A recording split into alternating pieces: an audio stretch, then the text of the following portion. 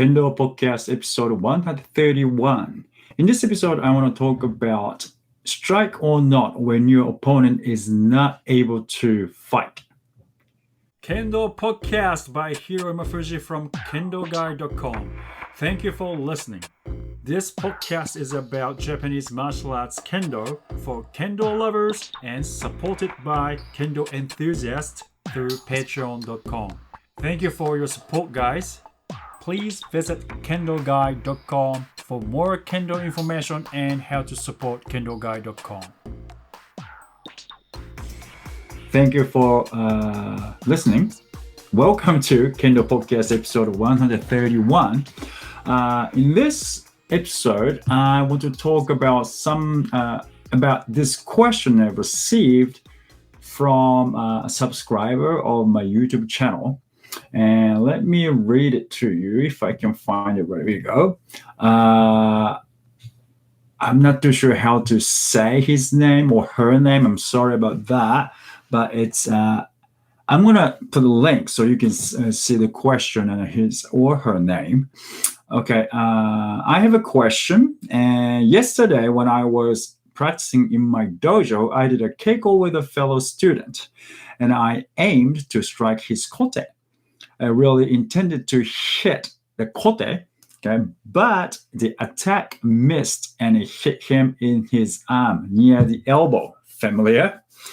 Of course, this hurts him a lot, and for a few seconds, he wasn't in a position to be able to attack or defend, because his arm was in pain. He rubbed his elbow with the other hand. So his question is it okay either in keiko or shiai to strike his man while he was in pain, or should I wait for him to be in a position when he can fight? I'm afraid it will be considered disrespectful, even if I didn't intend to miss. Now, I think this is a great question. And to be honest with you, I don't really have one answer.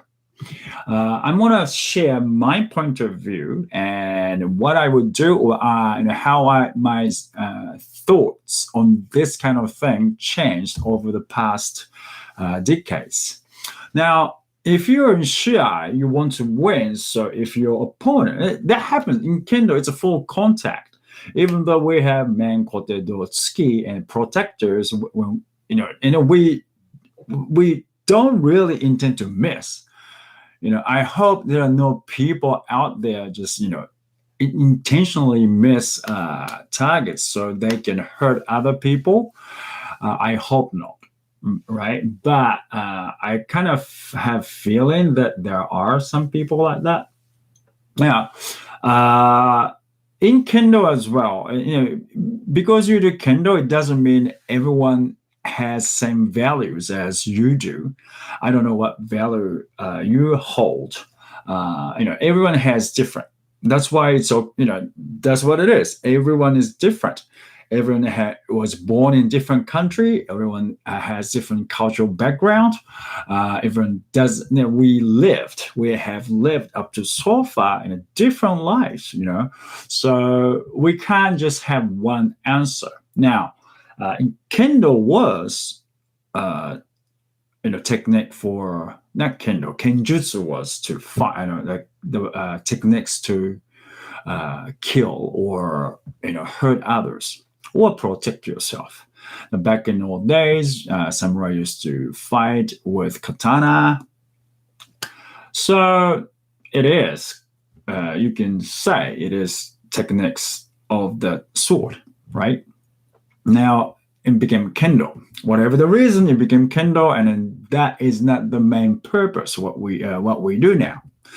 So we don't do kendo. We do kendo not hurt others, but to discipline ourselves. And based on the concept of kendo that all Japan Kendo Federation and International Kendo Federation defines. It is to discipline ourselves through the principle the application of the principles of the katana. And based on that, so what is the principle? It's very, very vague. That is why maybe we have different opinions. And I have asked this question on Facebook, and then as I expected, there are two opinions. Because the nature of kendo, you don't want to lose your concentration. If it hurts, certainly it hurts, but the fact is you're fighting, so you shouldn't go like that. Okay, no, it's one way, but it happens. Truly, it happens. You just cannot. The pain is also something you can you get used to. So, for example, if I've been doing kendo more than how long? I don't know, more than 35 years, right? I can take some pains, certain pains. I don't feel it anymore. Bruises everywhere. You don't notice. A lot of my students, they haven't been doing kendo for more than 35 years. They don't even notice because of adrenaline kicks in, or while doing kendo, you don't feel it now. So many cases you don't feel it, but when you feel it under such condition, adrenaline kicks in and you get used to the pain, but still sometimes the pain you just cannot take. Something that happens, that some strikes are like that all the time. Not all the time, sometimes. So what happens then? If you really miss, you don't intend to miss, right? You're not intending to. You're not. Just by accident, you missed the target. One thing I come across, if he's fine or she's fine, that's okay. But if you disable them because of that, so what's the first thing you come up? I would say, I'm sorry. But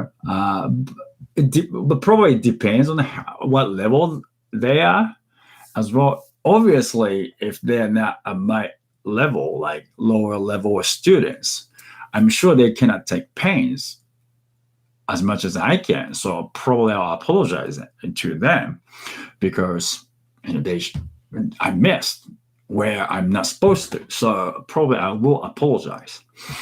And back in all this when I was younger, maybe I was going more like that. So probably I wouldn't apologize. So that's why I said it's over the decades. The way I think changes. Of course, I get older. One of my students, old students, says I got softer. So he didn't like it, but that happens. So it depends on what you think right now, what your position, how you look at it. So your level, your opponent's level. I will share something that the late Toda Sensei told me when he was alive. I happened to be with him, and I was very lucky. And he was saying in Shiai, right? In Shiai, when you step out of the shiaijo is a match area. Step out of the shiaijo, you'll be penalized, right? And then because of that, right, people want to push his opponent out of the shiaijo because he'll get penalized. 2 penalties, you gain 1 point, and which is very useful if you have 1 point, another point you win. If you have 1 point, if you didn't have 0 point and gain 1 point, you keep the point, you will win after the time is over, right? The match is over. So a lot of people try to push the opponent out of the shiaijo. Now, and then he said, why don't they just, bring the opponent back to the center of the ring, the shiaijo, not ring, shiaijo, and they go, let's fight. I'm not going to push you out of the shiaijo because I'm not here for that. I'm here to fight you and compare our skills. And I think that's the real meaning of shiai. Shiai is kanji. Kanji is Chinese characters. What we that we use now for shiai match is we test each other. So test each other is the meaning of shiai. So to me now is I want to go out and test my skills, test my mind, mentalities, how I can be stable, how I can keep my mind calm, which is called heijoshin, and how everyone is going like that. How can I maintain myself calm, but at the same time, my energy levels have to stay high. All right, so that I want to do. I want to check that myself, right? If I want to fight in shiai. Now, that's what I think it should. That's why shiai is meaningful for me, right? And a lot of people, for younger people, they want to win. So they want to win. They want to train. They want to train a lot of techniques. They want to learn a lot of techniques as a motivation for them. And for me, it's another motivation to check myself, right? So, and exam as well. That's another motivation to check yourself. So it depends on how you look at it.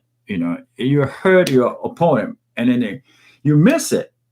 And one way, like the martial technique way, you're fighting, so you shouldn't lose concentration. I agree with it. Okay, I agree with it. And the other part of the shiai, the me saying, well, obviously I missed it, right? And sometimes people bring their elbows down when they think they're getting hit door. For example, this is common. My opponent striking my man, right?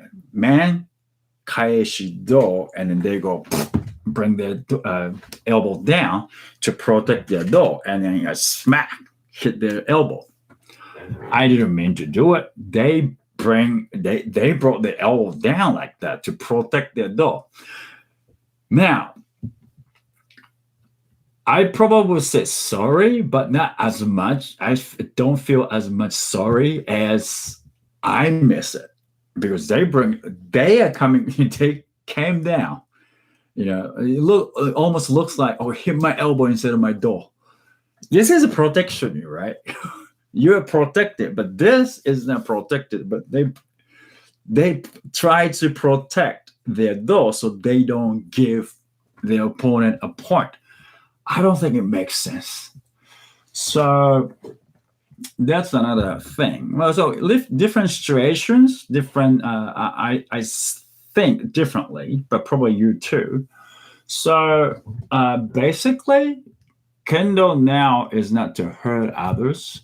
And of course, if you think about the rules, like if you fall, right, in the regular in the shiai, when your opponent fall, you can execute one strike. The person on your opponent who are on the floor. Okay, so what is it? What does it mean? I have two opinions on that, two ways, perspectives. Now, you fall down. Obviously, you have to get back up unless you get hurt, right?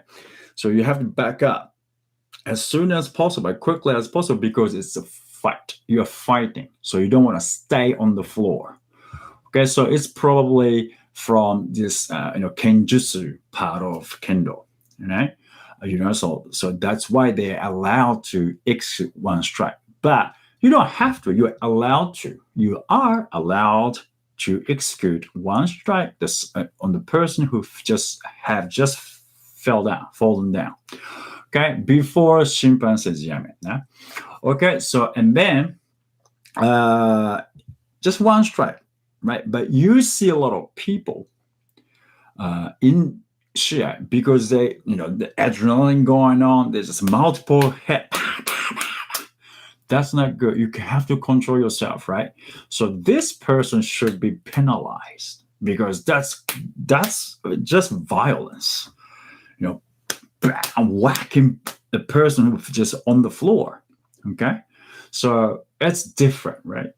Would you do that to your Kendo mate when he fails and falls? I mean, is it like for fun? You go boom, boom, boom, boom, boom like that. But in Shia, you don't. You just actually see people whacking like that. And go, oh no, no, no, no! This is not Kendo anymore. So I don't think that's good. Okay, even though he didn't back up right away, it doesn't mean you can keep hitting them. So, of course, two things: you learn how to back up really quickly, and the other things, when people fall, they try to protect their targets so they don't get hit. I don't think it's right either. Like I said, you think if you're not hurt badly, you have to back up really quickly to prepare. That's what we learn in Kendo. You prepare for your opponent, right? You have opponent, you have to be prepared. That's what we learn. Zanshin is a part of readiness as well. So even though you don't strike, you always should have Zanshin. You have a person, opponent right there. Zanshin is keeping your mind on your opponent. That's Zanshin, never go away because you have opponent. So we really have to think about why we have these rules. And then, if we change rules, if there's some people, I mean, maybe there will be changes in the regulations, share regulations, because we have to keep it fair and square, right? So once they change the rules, they stop doing something they're not supposed to do, like pushing people away, right? So it's a rule-oriented Kendo, not moral-oriented Kendo. So it's very vague. Probably some argue what's morality. It's different from country to country. I understand that. That's why probably we have to stick to maybe we have to write up all the regulations or what we should be doing. That's why we need to have this, Kendo is not only physical attitude, we only has learned, those technique, but also we have to learn teachings from the past, what we should be doing. So a lot of people have different perspectives. I understand that. Some people are a bit rough, and maybe they don't think they're rough. They just think what they are doing what they think they're supposed to do. But because you don't do it, you think they are rough. But probably they're not. From other people think, oh, they're not rough. They're just doing very lively, maybe. So I think it's good to have different characteristic. Depends on dojo, but we are not there to hurt others. So that's if we have this, common. We have this thought as a common perspective. Like we are not there to hurt others. Okay, if you get hurt and that happens, you miss. That happens. You gotta say sorry. That's a common sense, I think. Even though and then whether they lose concentration or not, that is their problem. What are you gonna do? Okay, maybe they struggle. They go, man, are you okay? You just finished your okay. They disable, but I'm gonna do what I have to do, man. And I go, are you okay? You can do that. you know. But so it depends on how you look at your the Kindle, what you want to do. This everything changes, right? But some people sometimes on YouTube there are vicious to me vicious videos like Kindle videos, like they like intentionally push their opponent's neck like that. They fall, bang, on the floor, hit their head. That's not good, And then I'm sure they know what they're doing. They push like that, and bang, the opponent falls down, hit their head, and the person who did it just walked backwards and then just take shoot on. It's like, okay, I didn't do anything wrong. They act like that. That means they know what they're doing. But if that's intentionally they're trying to hurt their opponent, that's not Kendo, especially Shiai. You're there, you're to hurt others. I don't know if they, maybe you get pissed off. I don't know. Then maybe you get angry because you can't get a point from your opponent. I don't know. Or they were taught like that. The fact is, they did it on purpose. They didn't care about their opponent. Now, is that a Kendo? Is can we say that's Kendo? I don't think so. I don't want to call it Kendo. If you think that's Kendo, probably you have to go somewhere else and start doing something else, right? So you can hurt other people, but we try not to. We choose not to hurt others. Okay, I mean I know how to do it, but I don't do it. There's a difference. I know how to do it. To be honest with you, I've done it before when I was young, like 14 years old, 13 years old. But then I thought, man, I shouldn't be doing that. Of course, if you do it, you receive that too. Someone did it. Well, I was already 20 years old, 21 years old. Someone pushed me from the side after I shot, man, I got a side, and I fell. And then I realized I shouldn't have done that. I shouldn't have done it. I gave him chance to do it. Right? That's one way to think of it. That's why I always tell my students, don't bring their hands up like that after they strike, like that, and then your back foot comes forward too. But at that moment, you're very vulnerable. So if someone pushes you like that, you just fall. Bam. Okay, so you gotta be so careful, so not to bring hands up after you strike. I used to do that too, and a lot of people try to push me like that, and it's gonna hurt your back too.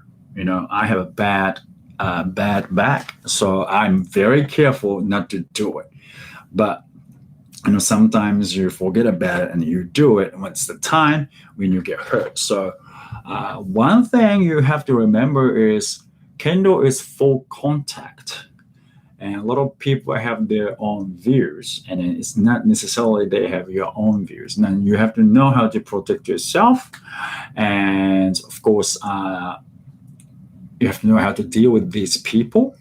That's why you have to really train, so you have more techniques to deal with. So a lot of things happen, and then if you think, oh man, this is not good, he's trying to hurt me, just go, oh, I'm sorry, I feel, just stop. There's always people like that trying to hurt you, and you think you can't take it anymore. Instead of you're trying to hurt me, I don't feel good, I'm sorry, I have to stop right now, and I just quit. Stop doing jigeko with him or with her, and then just take men off and then just rest. You don't have to feel bad about it. A lot of people do Kendo on their own theories or what they believe, so you can't say, oh, you're wrong. Maybe they're wrong in many ways, but you just don't want to deal with it. A lot of people do a lot of things out there in the real world. People will drive crazy. They think they're doing it right. And even if you're doing it right, they shout at you. You know, they shout at you. They think you're wrong. They try to justify themselves. They are obviously wrong, but they don't admit it. I'm not saying those Kindle people are like same as those weird people out there, but different people, different ways of thinking. Maybe if the start is different, you can't really get along. Sometimes you get along, most of the time you don't get along. You don't have to argue, just they take their ways, you take your ways. Okay. So I think it's very important to know that we're here. I do Kendo not to hurt others. I can if I want to, but I choose not to. And I don't want to hurt my Kendo mates in any other ways. Maybe I get sometimes angry, but I keep it down. But that's what we're trying to do. We try to control our emotions through Kendo. Kendo is full contact, so you get emotional. You get angry quite easily, but don't let anger control you. You control anger. Okay, so we can be really hard, tough at each other, but not violent, like not hatred oriented, if you know what I mean. So uh, if you think you shouldn't strike, don't. If you have this agreement with your mate, Kendo mates, saying, "Oh, even if I get, even if you miss and I look like, I'm in pain, don't stop, come and strike me." Then you go for it. But if you still think you shouldn't be doing it, and I said, no problem, I won't do it, mate, you can say that. I mean, nothing wrong with that. So you do your Kendo according to what you believe. Don't do Kendo according to, based on regulations. I mean, like I said, my regulation is I'm not going to do Kendo to hurt others. So I don't do it like that. You know, maybe if they are trying to hurt me, I'm going to protect myself. But my basic principle is that. And what's yours? Do you do Kendo to hurt others? And then we can't get along. If you do trying to hurt me, I'm going to protect myself. But if I hurt you, you can't complain because you're trying to hurt me, right? So if you're like that, I mean, if we are on the same page, when you're trying to hurt me, that means you are ready to get hurt, right? But many times they are not ready to get hurt. They blame you if they do that. So stop doing that, all right? So if they're trying to hurt you, just back off and then, okay, I don't feel good. I have to take my med off. I'm sorry. Just back off. So I think that's what we should do. We don't have to prove anything, I don't think. But if it's respect or not disrespectful, it depends on what your mate thinks.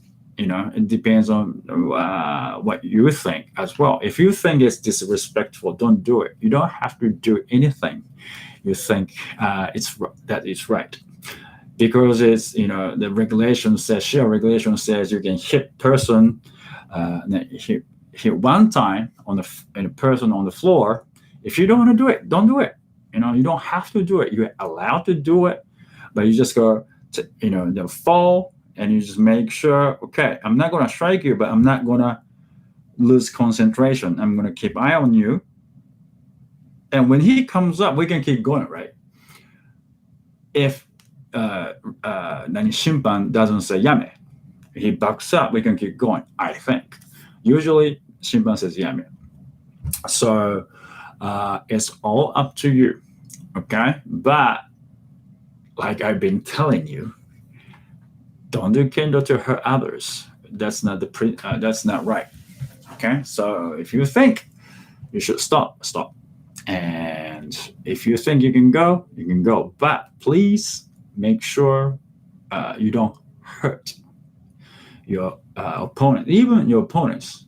It's opponent. We call them opponents because we have this. All right. So thank you for watching and listening. If this is a podcast, I forgot about that. Okay, please subscribe KendoGuy.com newsletter so you will receive updates a lot, not a lot. You can receive updates of KendoGuy.com every time it updates. So you can keep it up. Okay, thank you for watching, and I'll see you in the next podcast. I would like to send special thanks to patrons for their constant support through patreons.com/Kendo For Life.